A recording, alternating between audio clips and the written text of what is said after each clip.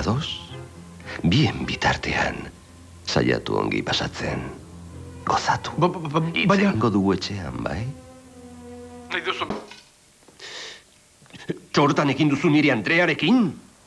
Tira, nik enituzke hain zuzen hitzoiek erabiliko, ez? Niri ezkakarik esplikatu! Chicagora joan eta nire emaztearekin egin zenuen larrotan, egia da hori? Egia da? Eman telefona madarikatua.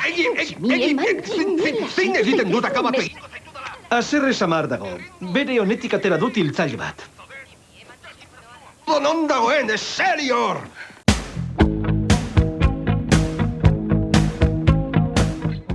Oh? Ara. Botila zuaitza mamuak usatzeko zela uste nuen? Behar bada botila horiek ez dira onak izango. Badakizu zer?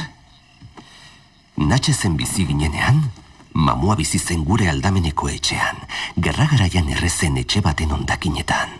Eta batzuetan gurera etorri eta nire armairu barrura sartzen zen.